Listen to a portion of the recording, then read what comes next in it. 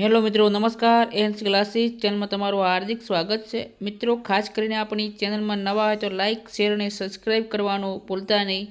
મિત્રો, વાત કરીએ આજે લેવાયેલ પ્રથમ વાર્ષિક પરીક્ષા યોગ, સ્વાસ્થ્ય અને શારીરિક શિક્ષણનું સંપૂર્ણ સોલ્યુશન. નંબર 1, અંતરંગ યોગની શરૂઆત કયા અંગથી થાય છે? તો ધારણા શબ્દનો સાચો અર્થ શું થાય? તો એકાગ્રતા. ધ્યાનનો વિષય કયો છે? તો એકાગ્રતાનો.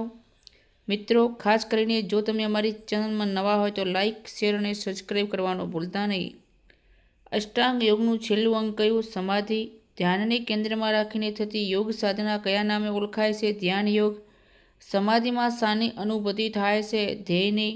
અષ્ટાંગ યોગમાં અંતરંગ યોગના કેટલા અંગો છે? તો 3. કયા આસનનો આકાર ગર્ભમાં રહેલ બાળક જેવો દેખાય છે? તો ગર્ભાસન. ઊંચાઈ વધારવા માટે કયું આસન ઉપયોગી છે? તો ગરુડાસન. ઉષ્ટ્રાસનમાં શરીરનો દેખાવ લગભગ કેવો હોય છે? તો ઊંટ જેવો. કયા આસનમાં શરીરને 2 હાથે ઉંચકવાનું હોય છે? તો લોલાસન. નૌકાસનમાં શરીરનો આકાર કોના જેવો થાય છે? તો હોડી જેવો. કયું આસન કરવાથી શરીરનો દેખાવ ચક્ર જેવો બને છે? ચક્રાસન. ભુજંગનો અર્થ નીચેનામાંથી શો થાય છે? તો સાપ. સીધા સ્પર્શ મારફતે ફેલાતો રોગ કયો? તો ક્ષય. બાળ લખવા માટે રક્ષણ આપતી કઈ રસી આપવામાં આવી છે? તો OPV.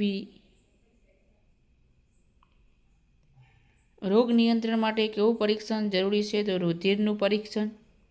કયો રોગ રસીકરણ દ્વારા દુનિયાભરમાંથી નાબૂદ થઈ ગયો છે? શીતલા. શાળાના ઘણા વિદ્યાર્થીઓમાં કઈ ખામી સર્જાતી હોય છે? દૃષ્ટિની.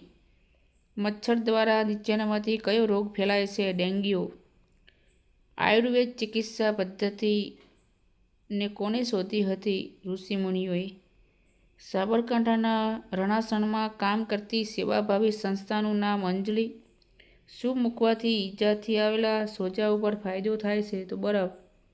તમાકુના બંધારણ માટે કયું તત્વ જવાબદાર ગણાય છે? નિકોટીન. કઈ ચિકિત્સા પદ્ધતિ સૌથી વધુ પ્રચલિત છે? તો એલોપની. દોડની સ્પર્ધામાં અંતિમ કૌશલ્ય કયું? તો ફિનિશ. ચોપગા પ્રસ્થાનના કુલ કેટલા પ્રકારો છે? 3. રિલે દોડમાં કયું પ્રસ્થાન ફરજિયાત છે? ચોપગું. મધ્યમ દોડમાં કયા અંતરની દોડનો સમાવેશ થાય છે? 1500. ટંપાનું વજન ઓછામાં ઓછું કેટલું હોય છે? 50 ગ્રામ. લોન મળે ત્યારે વધારાના કેટલા ગુણ આપવામાં આવે છે? તો 2. કબડ્ડીની રમત શરૂ કરવા માટે એક ટુકડીમાં ઓછામાં ઓછા કેટલા ખેલાડીઓ હોય છે? 7. ભાઈઓ માટેના કબડ્ડીના મેદાનની લંબાઈ કેટલી હોય? તો 13 મીટર. કબડ્ડીની રમતની પાયાની બાબત કઈ? તો શ્વાસ ઘૂંટવો. કબડ્ડીનું મેદાન કેવું બનાવવામાં આવે છે? નરમ. બહેનો માટે કબડ્ડીના મેદાનની લંબાઈ કેટલી હોય છે? 11 મીટર. બહેનો માટેના કબડ્ડીના મેદાનમાં પ્રતીક્ષા પ્રદેશની લંબાઈ કેટલા મીટર હોય છે? 6. કબડ્ડીની રમતમાં એક ટુકડીમાં કેટલા ખેલાડીઓ હોય છે? તો 12. ભાઈઓ માટે કબડ્ડીના મેદાનમાં ટક્કર પટ્ટીની લંબાઈ 13 મીટર. કબડ્ડીની રમતની શરૂઆત ક્યાંથી? તો સિક્કા ઉછાલથી થાય છે. વોલીબોલમાં એક ટીમમાં રમનાર ખેલાડીઓની સંખ્યા કેટલી હોય છે? 6. વોલીબોલની રમતમાં કયા નંબરના દડાનો ઉપયોગ થાય? તો 4. વોલીબોલ રમતમાં નેટમાં લગાવેલ એન્ટેનાની લંબાઈ કેટલી હોય છે? 1.80 મીટર. મિત્રો, સોરી. વોલીબોલ રમતમાં અવેજી ખેલાડીઓની સંખ્યા કેટલી હોય છે? 6.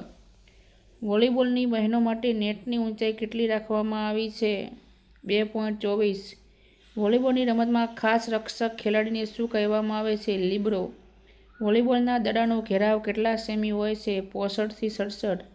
વોલીબોલમાં નિર્ણયાત્મક સેટ કેટલા ગુણનો હોય છે? 15. વોલીબોલના દડાનું વજન કેટલા ગ્રામ હોય છે?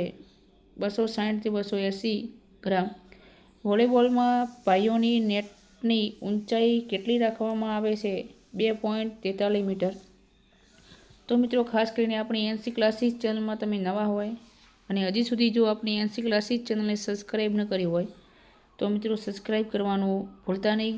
મિત્રો, અવનવી માહિતી તમારી સમક્ષ અમે લઈને આવીએ છીએ, બરાબર. તો ખાસ કરીને જો ચેનલમાં નવા હોય તો લાઇક, શેર અને સબસ્ક્રાઈબ કરવાનું ભૂલતા નહીં. અને ફરી નેક્સ્ટ વિડીયોમાં મિત્રો મળીશું. અને બીજું પણ આપણે આપણી ચેનલની અંદર બધા મોસ્ટ આઈએમપી પ્રશ્નપત્ર મૂકીએ છીએ, બરાબર. તો એ પણ જોવાનું ચૂકતા નહીં. જય હિન્દ, જય ભારત.